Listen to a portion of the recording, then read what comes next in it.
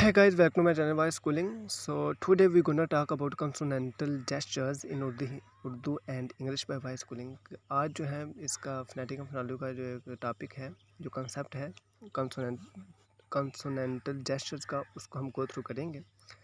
तो जिसमें हम देखेंगे कंसोनेंटल जेस्चर्स जो हैं वो क्या होते हैं, आर्टिकुलेटरी जेस्चर्स होते हैं, जो टारगेट्स होते हैं वो क्या होते हैं, उनके जो टाइप्स हैं वो कौन कौन सी हैं, क्या है, ठीक है, उसको हम गो थ्रू करेंगे। उसके बाद फिर आखिरी जो हमारा जो टॉपिक है उसमें वो हम देखेंगे फ्रिकेटिव जो होते हैं वो क्या होते हैं, ठीक है। तो first of I would like to ask you to press the bell icon and to subscribe my channel in order to get my latest and new video that will be beneficial and fruitful for all of दोस्त student want to get good grades in their exam, ठीक है। तो अगर आप लोगों ने अभी तक मेरे चैनल को सब्सक्राइब नहीं किया उसको सब्सक्राइब कर लें। उसके बाद इसके नीचे कमेंट करें जो सा भी आपको फोनेटिक फोनोलॉजी के रिलेटेड, लिंग्विस्टिक के रिलेटेड कोई भी ऐसा कंसेप्ट है जिसका हमें नहीं आती, ठीक है, जो आपका क्लियर नहीं है, तो आप नीचे सजेस्ट कर सकते हैं, बता सकते हैं, ठीक है। तो उसको हम इंशाल्लाह आसान तरीके से समझाने की कोशिश करेंगे, ठीक है। तो अब हम चलते हैं लेक्चर की तरफ के जो कंसोनेंटल जेस्चर्स होते हैं वो क्या होते हैं। सबसे हमें देखने की जरूरत है जो जेस्चर्स होते हैं वो क्या होते हैं। कहते हैं कि फोनेटिक फोनोलॉजी में जो स्पेस साउंड्स बेसिक यूनिट्स के तौर पर इस्तेमाल होती हैं उनको हम क्या कहते हैं कि वो हमारे क्या हैं, वो जेस्चर्स हैं। कि फोनेटिक फोनोलॉजी में वो स्पेस साउंड जो बेसिक यूनिट के तौर पर इस्तेमाल होती हैं उनको हम क्या कहते हैं कि वो हमारे क्या है, जेस्चर्स हैं। Space sound use as basic units in phonetic and phonology that is called gesture, ठीक है, कि वो जेस्चर होते हैं, ठीक है। आगे वो फिर क्या कहता है कि और इनको जो है इंट्रिंसिक जो टाइम डायमेंशन होता है उसके साथ और आर्टिकुलेटरी जो इवेंट्स होते हैं उनके साथ एब्स्ट्रैक्ट करैक्टरिस्टिक जो होती हैं उसके तौर पर क्या किया जाता है, उसके तौर पर या उस जो एब्स्ट्रैक्ट करैक्टरिस्टिक होती हैं उनकी तरह क्या किया जाए, ट्रीट किया जाता है, ठीक है। उसके बाद साउंड्स को स्पेसिफिक लैंग्वेज के जो फोनोलॉजिकल स्ट्रक्चर होते हैं उसको डिस्क्राइब करने के लिए इस्तेमाल किया जाता है। साउंड को क्या करते हैं कि साउंड को स्पेसिफिक लैंग्वेज के जो फोनोलॉजिकल स्ट्रक्चर होते हैं उसको डिस्क्राइब करने के लिए क्या किया जाता है, इस्तेमाल किया जाता है। और इनको जो उसकी फोनोलॉजिकल जो वेरिएशन होती है उसके लिए भी अकाउंट किया जाता है। और इस तरह की जो फोनेटिक ऑफ फोनोलॉजी की जो डिस्क्रिप्शन होती है उसमें जो साउंड्स एक अंडरलाइन यूनिट के तौर पर काम करती है, ठीक है। और जिनमें जेस्चर की जो मुख्तलिफ फंक्शंस की जो क्लासेस होती हैं उसके ज़रिए से क्या किया जाता है, रिप्रेजेंट किया जाता है, ठीक है। और इसमें जो बुनियादी तौर पर जो आइडिया होता है वो ये होता है कि जो स्पीड साउंड्स जो कि जेस्चर मूवमेंट में इन्वॉल्व हैं इनको रिव्यू किया जाए। और इसका जो पर्पज़ है ये है कि एक्सपर्ट्स की जो एबिलिटी है उसको इस तरह बढ़ाया जाए कि वो आसानी के साथ अनफेमिलियर साउंड को डिस्क्राइब कर सकें। और वो भी सिर्फ इसलिए कि लैंग्वेज की जो वैराइटीज़ हैं उन वैराइटीज़ के दरमियान वेरिएशन को क्लेरिफाई कर सके, और वो भी वेरियस लैंग्वेज और लैंग्वेज जो फैमिलीज़ हैं उनके दरमियान में।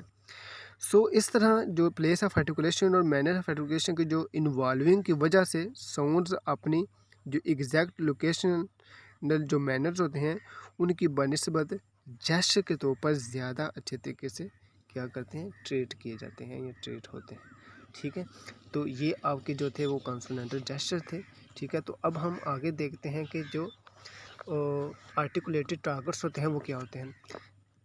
तो ये जो आर्टिकुलेटेड टारगेट होता है कहते हैं कि एक ख़ास नंबर ऑफ पॉसिबल आर्टिकुलेशन जो होती है, ठीक है, एक ख़ास नंबर ऑफ पॉसिबल आर्टिकुलेशन जो कि दुनिया की लैंग्वेज में इस्तेमाल किए जाते हैं, इन सब को इसमें डिफ़ाइन करने की कोशिश की गई है कि एक ट्रेडिशनल टर्म जो कि तमाम प्लेस ऑफ आर्टिकुलेशन के लिए इस्तेमाल की जाती है वो सिर्फ पर्टिकुलर लोकेशन के लिए या पर्टिकुलर लोकेशन के नाम के लिए नहीं है, बल्कि इसको आप आर्टिकुलेटेड टारगेट्स के नाम के तौर पर भी सिखाया सकते हैं या सिखाना चाहिए भी, ठीक है। और जो नॉन इंग्लिश साउंड्स की एक बहुत बड़ी तादाद दूसरी लैंग्वेज में पाई जाती है, जैसा कि ईरानियन और अफ्रीकन लैंग्वेज में है, इनमें से बहुत सारी जो टेस्टर का जो इस्तेमाल करती हैं जिसमें टारगेट और प्लेस ऑफ आर्टिकुलेशन है भी मौजूद होता है, और जो कि इंग्लिश में पाई जाने वाली जो सिमिलर साउंड्स हैं बिल्कुल मुख्तलिफ होता है, ठीक है।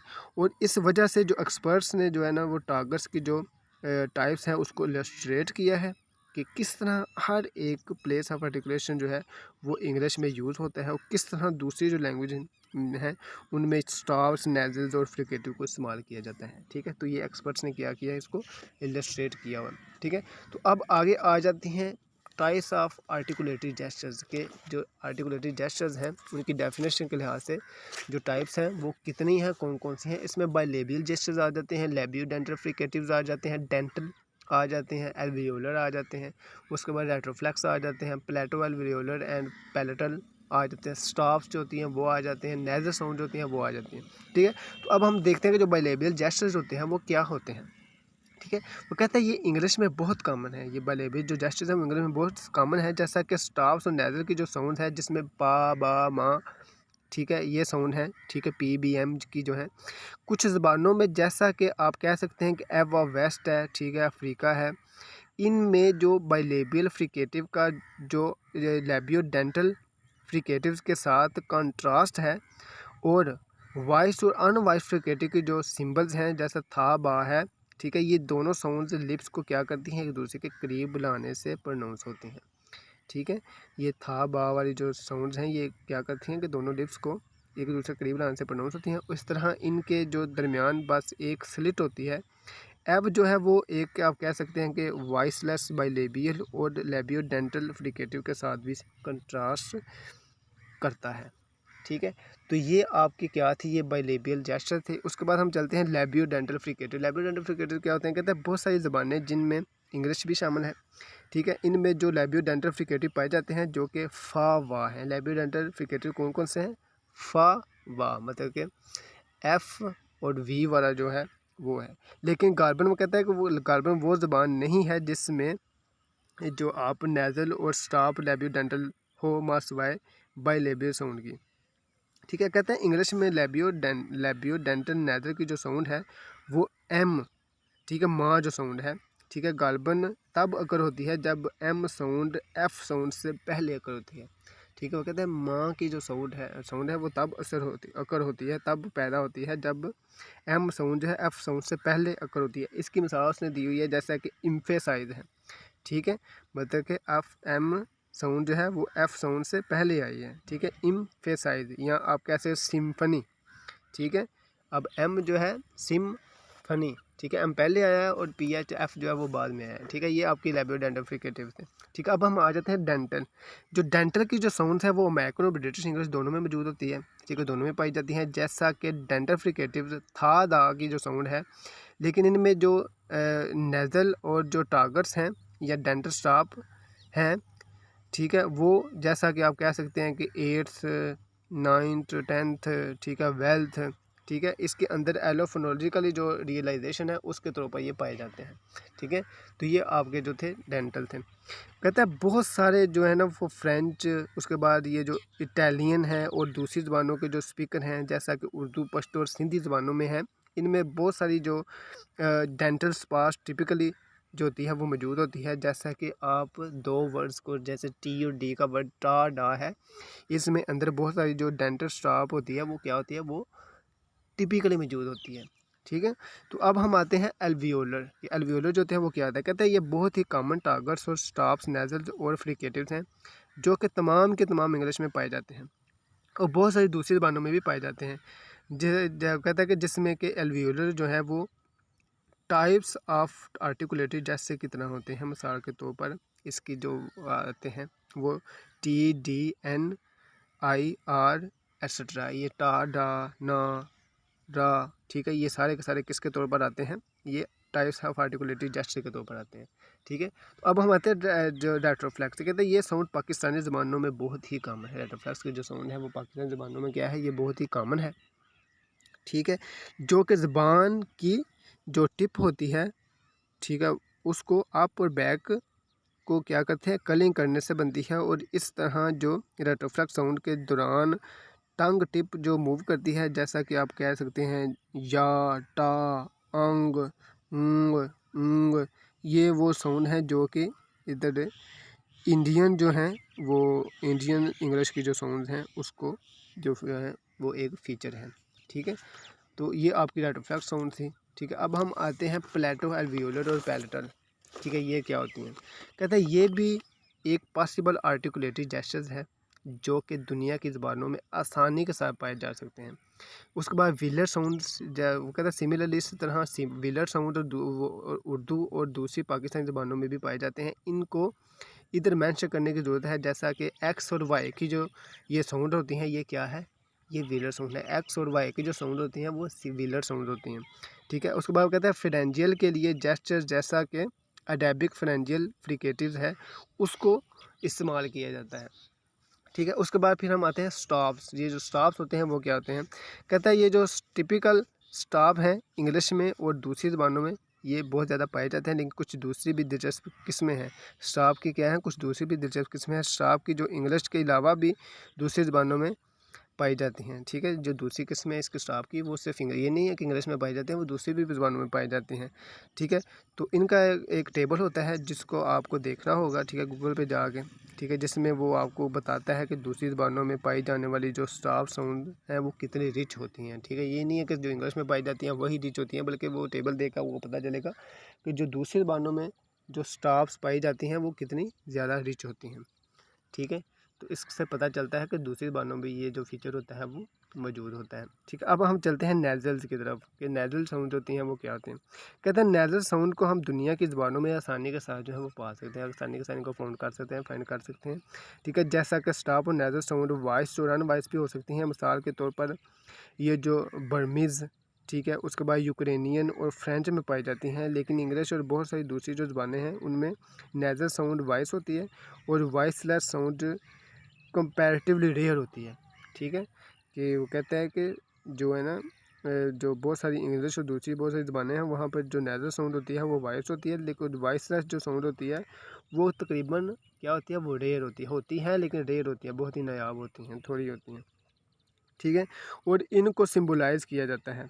ठीक है, इसको सिम्बलाइज़ आप किस तरह कर सकते हैं कि आप वॉइसलेस डायट्रिक तरीके से इसको आप काट सकते हैं, मतलब कि दो जो बड़ी जो ब्रैकेट्स होती हैं वो इधर उधर मतलब कि आगे पीछे लगा के दरमियान में आप एक जो है ना स्पार लगा देते हैं, एक निशान लगा देते हैं, नुक्ता सा लगा देते हैं। ठीक है, फुल स्टॉप सा। ठीक है, तो इस तरह इसको क्या किया जाता है, इसको सिम्बलाइज़ किया जाता है। ठीक है, तो आगे वो क्या कहता है कि ये जो वॉइसलेस नेज़ल के लिए कोई ख़ास सिंबल नहीं है। ठीक है, इसको आप जो है ना क्या करते हैं, ब्रैकेट लगाते हैं सामने एक आगे पीछे। ठीक है, उसके बाद एम लगा के नीचे एक जो है फुल स्टॉप मतलब एक निशान सा बना देते हैं, स्पॉट सा बना देते हैं। ठीक है, इस तरह मेंशन किया जाता है। उसके बाद वॉइस बाय लेबियल नेज़ल और उसके बाद डायक्टिक इंडिकेटिवली वॉइसलेसनेस के जो कॉम्बिनेशन होते हैं उसके साथ उसको क्या किया जाता है, मेंशन किया जाता है।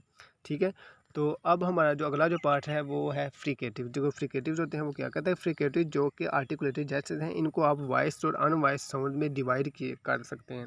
ठीक है, इनको बल्कि डिवाइड किया जाता भी है, लेकिन इनके आगे फर्दर भी सब डिवाइड भी किया जा सकता है। ठीक है, जो जो आर्टिकुलेटेड जेस्चर्स होते हैं इनको आप वॉइस और अनवॉइस की साउंड में आप डिवाइड करते हैं, लेकिन उनको आगे फर्दर भी आप मज़ीद आप इनको सब डिवाइड कर सकते हैं। किस तरह, और इस तरह के जिस तरह दूसरे फ्रिकेटिव प्रोड्यूस होते हैं। कहता है कुछ हटाचे फ्रिकेटिव को इस तरह साउंड में डिवाइड करते हैं कि जैसा कि एस, ये जो एस की जो साउंड होती है सा जिसमें ज़बान ग्रूव्ड करती है, और इस एयर स्ट्रीम जो होती है एक नैरो चैनल के ज़रिए से बाहर निकलती है, और दूसरी जैसा कि ये जो था की जो साउंड होती है उसके ज़रिए से क्या है कि जिसमें एक फ्लार जो होती है टंग की वो होती है, और जैसे ही एयर फ्लो करती है तो जो फार्म की जो स्लिट होती है वो वाइड हो जाती है, और दूसरी तरफ जो फ्रिकेटिव्स की को डिवाइड करने का जो बेहतरीन ज़रिया इनको आर्टिकुलेटरी बेसिक पे ग्रुप्स में डिवाइड कर दिया जाता है।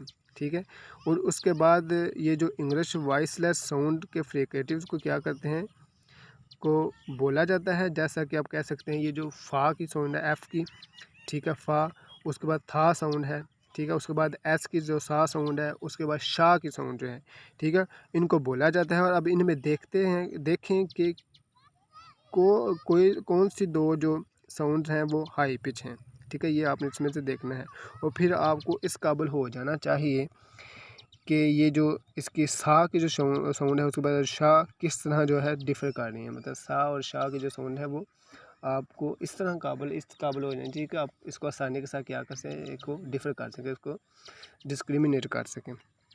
ठीक है, तो उसके बाद फिर आती है इसकी था की और ये फ़ा की जो साउंड होती है था फा से, और बिल्कुल इस किस्म का जो होता है वॉइस फ्रिकेटिव डिफरेंस के जो दरमियान भी होता है, जैसा कि वो कहता है ये जो ज़ा होता है, ये जो जा होता है, उसके बाद वाह और या साउंड जो होती हैं ये क्या होती हैं, इसमें जो होती हैं वो पाई जाती हैं। ठीक है, उसके बाद वो कहता है कि ये फ्रेटिव, जैसे कि ये एस की जो है, उसके बाद जेड की है, ये जो छोटे जी की है, उसके बाद ये जो शाह की है, ये क्या है सिमिलर साउंड कहलाती हैं। ठीक है, इनमें बड़ी जो अकॉस्टिक एनर्जी होती है और जो ग्रेटर लाउडनेस होती है और दूसरे जो फ्रिकेटिव साउंड की बनिस्बत इनकी जो पिच होती है वो ज़्यादा हाई होती है। ठीक है, तो ये आपके जो थे वो फ्रिकेटिव थे। तो मुझे उम्मीद है कि आप लोगों को इसकी समझ आ गई होगी। तो thank you so much, stay home, stay save, खुदा हाफिज़।